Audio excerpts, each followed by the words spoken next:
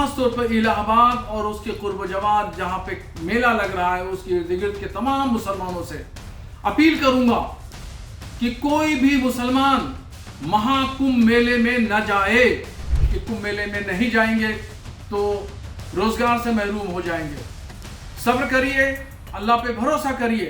और मैं तमाम मुसलमानों से अपील कर रहा हूँ, बिल्कुल किसी भी सूरत से कुंभ के मेले में न जाएं। कुंभ का मेला इलाहाबाद में जोर शोर से तैयारियों की मंजिल में है और उसको आखिरी शक्ल दी जा रही है। और उसी को लेकर के जो बाबा लोग हैं, चाहे अखाड़ा परिषद हो या नागा सन्यासी हो या देवकी नंदन ठाकुर हो, ये लोग जो है वो मजहब का गलत इस्तेमाल कर रहे हैं। और इस कुंभ के मेले से एक अच्छा पैगाम पूरे हिंदुस्तान में नहीं बल्कि पूरी दुनिया के लोगों को देना चाहिए। वहाँ पर पैगाम मोहब्बत के बजाय नफरत का दिया जा रहा है और हिंदू मुस्लिम टकराव की पोजीशन तैयार की जा रही है। नवाजुद्दीन सिद्दीकी ने सही बात कही कि वहाँ सभी लोग जा सकते हैं। देवकी नंदन ठाकुर तासुब और तंगनजरी की बात कर रहे हैं, जबकि इससे पहले अखाड़ा परिषद और फिर उसके बाद नागा सन्यासियों ने भी यही कहा कि गैर सनातनी लोग महाकुंभ मेले में नहीं आएंगे और जो लोग आएंगे उनको टीका लगा के आना पड़ेगा। तो ये इस तरह से प्रचार प्रसार करना और ये कहना कि गैर सनातनी लोग यहां नहीं आएंगे, ये तनाव फैलाने वाला, नफरत फैलाने वाला और मजहब का गलत इस्तेमाल करने वाला बयान है। मैं तो तमाम मुसलमानों से और ख़ास तौर पर इलाहाबाद और उसके कुर्ब जवार जहाँ पे मेला लग रहा है उसके इर्द गिर्द के तमाम मुसलमानों से अपील करूँगा कि कोई भी मुसलमान महाकुंभ मेले में न जाए। मोची जोड़ने वाले, चप्पल जोड़ने वाले, ठेला लगाने वाले, चाय का खोखा लगाने वाले, पिंचर जोड़ने वाले जितने भी मुसलमान हैं, वो लोग ये न समझे कि वहां मेले में जाएंगे तो हमारी रोजी कम हो जाएगी या हमारी जिंदगी कम हो जाएगी।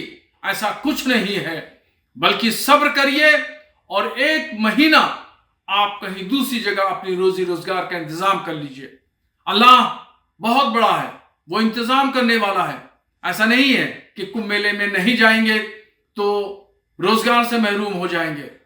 सब्र करिए, अल्लाह पे भरोसा करिए। और मैं तमाम मुसलमानों से अपील कर रहा हूं, बिल्कुल किसी भी सूरत से कुंभ के मेले में न जाएं। और जो लोग ये कह रहे हैं कि हम गैर सनातनी को यहां दाखिला नहीं करेंगे, उनको ये साबित करके दिखा दें कि हम नहीं आएंगे और तुम्हारे बगैर भी हमारी दिनचर्या और हमारी जिंदगी चल सकती है। हमारे साथ बातचीत के लिए मौजूद हैं अखिल भारतीय संत समिति के राष्ट्रीय महामंत्री स्वामी जितेंद्रानंद सरस्वती जी। गुरु जी, कुंभ मेला 13 जनवरी से शुरू होने जा रहा है, लेकिन उसके पहले मुस्लिम समाज की ओर से लगातार बयानबाजी की जा रही है। ऑल इंडिया मुस्लिम जमात के जो राष्ट्रीय अध्यक्ष हैं शहाबुद्दीन रजवी, वो ये कह रहे हैं कि जिस तरीके से हिंदू जो धर्मगुरु हैं लगातार मुस्लिम जो कम्युनिटी के जो लोग होते हैं, जो व्यापारी होते हैं, उनको कुंभ में जाने से रोक रहे हैं। तो ऐसे में उन्होंने ऐलान किया है, उन्होंने आह्वान किया है कि मुस्लिम जो भी व्यापारी हैं या फिर जो दुकानदार हैं वो न जाएं, तब इनको अपनी हैसियत का पता चलेगा, अपनी जिस तरीके से परेशानियां झेलनी पड़ेंगी हिंदू समाज को, तब उनको इस बात का ख्याल आएगा।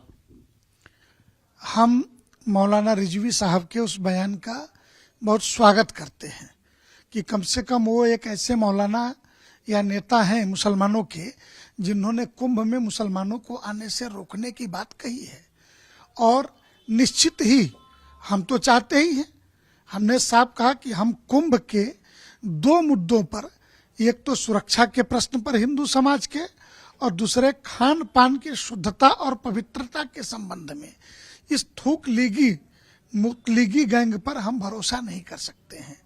लिहाजा हमारे पवित्रतम त्योहार, दुनिया के सबसे बड़े जमावड़े, 1 मास तक विश्व का सबसे बड़ा महानगर माँ गंगा की गोद में बालू के बिस्तर पर बिछेगा, तो वहां पर ये अपवित्र लोग न ही आए तो अच्छा है। और जहां तक प्रश्न है कि उनसे जुड़े रोजगार का, तो मैं कहूंगा कि नेताजी एक कदम और आगे बढ़िए और यह आह्वान करिए कि मैन्युफैक्चरिंग के भी क्षेत्र में जो मुसलमान हैं कुंभ से जुड़ी हुई सामग्री बनाते हैं, वो इतने दिनों के लिए इसकी मैन्युफैक्चरिंग भी रोक दें और यहाँ माल सप्लाई न करें, ताकि हिंदू व्यापारियों का भला हो सके। तो ये शायद उससे भी अच्छा कदम होगा। लेकिन उनका ये कहना है कि जिस तरीके से कुंभ को लेकर जो हिंदू धर्मगुरु हैं बयानबाजी कर रहे हैं, उससे हिंदू और मुसलमानों के बीच की जो दूरियां हैं वो और बढ़ेंगी। अच्छा, ये नजदीकियां कब रही हैं? 1000 वर्ष से यह देश दंगे की आग में झुलसता रहा। मुसलमानों के व्यवहार ही नहीं, उनके पवित्र पुस्तकों में भी, जिसको वो पवित्र पुस्तक कह रहे हैं, उसमें भी काफिरों का कत्ल स्वभाव है। तो नजदीकियों का कोई एक वाक्य बताएं कि जो इस्लाम के किस सूरा, किस आयत, किस हदीस में, उनके कुरान के किस हिस्से में ये एक मोहब्बत करनी है काफिरों से या गैर इस्लामिक से मोहब्बत करनी है, ये बात कहीं लिखी तो है नहीं। तो ये कहना कि दूरियां बढ़ रही हैं, अरे दूरी तो तुम लेके पैदा हुए हो, दूरी बढ़ाने घटाने जैसा यहाँ तो कोई प्रश्न ही नहीं है। संभल में जिस तरीके से मंदिरों के मिलने का जो सिलसिला जारी है और जिस तरीके से कानपुर में भी देखा कि मंदिर के ऊपर बकाया शिवलिंग का जो शिव मंदिर था उसके ऊपर बिरयानी की दुकान चल रही है, तो आपको क्या लगता है कितने सालों से हिंदू धर्म के जो प्रतीक चिन्ह थे, जो आस्था के केंद्र थे, उनको विध्वंस किया गया और अब उनके मिलने का जो सिलसिला है वो शुरू हुआ है? स्वाभाविक है, 1000 वर्ष का कालखंड, लगभग 700 वर्ष मुगल और 300 वर्ष अंग्रेज, इस कालखंड में हिंदू घुट घुट के जिया। आज हम कह सकते हैं कि उत्तर प्रदेश में योगी आदित्यनाथ जी के रूप में एक यशस्वी मुख्यमंत्री और देश का नेतृत्व करने वाले नरेंद्र मोदी और देश के गृह मंत्रालय को संभालने वाले अमित शाह जी, इन सबके नेतृत्व के कारण ये संभव हो चुका है। और मैं कहूं कि ये तो पोस्टमार्टम है एक तरीके से, कैसे कैसे मंदिर तोड़े गए।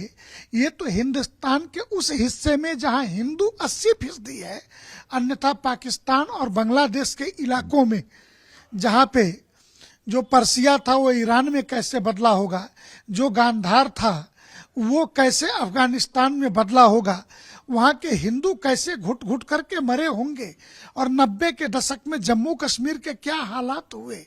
ये तो सिर्फ कुछ निशानियां हैं जो ये बताने के लिए पर्याप्त हैं, चाहे कानपुर हो चाहे संभल हो, कि कैसे कुएं पाट दिए गए, कैसे बावड़ी और तालाब को नष्ट कर दिया गया, कैसे बिजली के तारों से अवैध बिजली उतार के मोहल्ले बिजली दी जा रही, और नैतिकता और संविधान का ढोंग का चोला ओढ़े हुए लोग कैसे 0 पॉइंट की बिजली जला रहे थे वर्षानुवर्ष से, और घर में एसी 30-30, 32-32 एसी जिनके चल रही है और 0 रुपया बिजली का बिल आता है।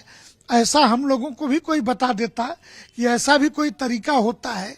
ये तो चेहरे से नकाब उतर रही है, संभल के बहाने, कानपुर के बहाने, काशी के बहाने, ये सब जगहों से नकाब उतर रही है।